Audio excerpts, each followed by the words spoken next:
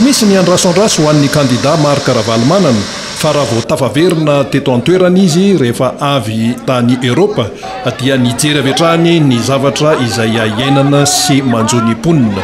Tamin'ity androany ity dia toliara no nandehanany ary niresaka mivantana tamin'ireo vahoaka izy ary nitety fokontany mihitsy nandritra izany fandalovany tao toliara izany.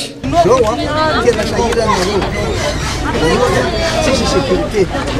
Faharoa tena tsisy sakafo ny tsampo sakafo.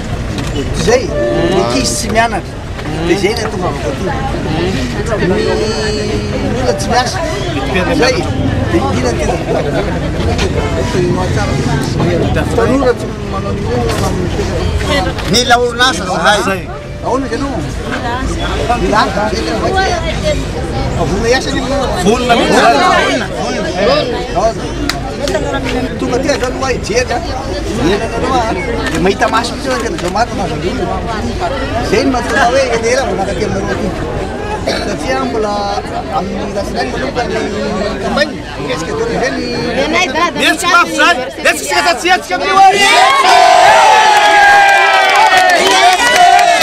zao hoe sika manome toky zato sanjato fa amin'ny data ihany tsika zay sa tsy zay fa karazan'olona maro no niaona tamin'ny kandida Marc Ravalomanana tamin'izao nandehany ny tao atoliara izao. Anisan'izany ny tanora izay manana ny etaetany ihany koa ka tsy nisalasala namboraka izany tamin'ny kandida Marc Ravalomanana. Zay tsy anasa daholo ankamaroana eto satria mikatona daholo raha trasan'ny korotakorotana davana ataondreo fanokara tsisy ilala azy io. Ay fantanao hoe mpanonga zay mitady anao efa ela ndrasanain'izay tonga anao zao faly be zay toliara ary mankasitraka anao mihitsy. Fa anisany manana ny lanjany eo amin'ny fiainam-piarahamonina sy ny fiainam-pianakaviana ny reny.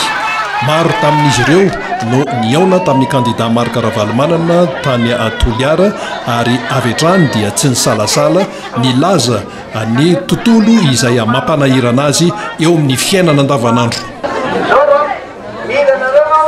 Tena laza zava-misy marina ty satria vao tonga avy any an-dafy any fielana mpanao antony any tony azalain'eo amboaritsika ty teny ty amboaritsika dolo lalana eto tanàna eto zay ny atao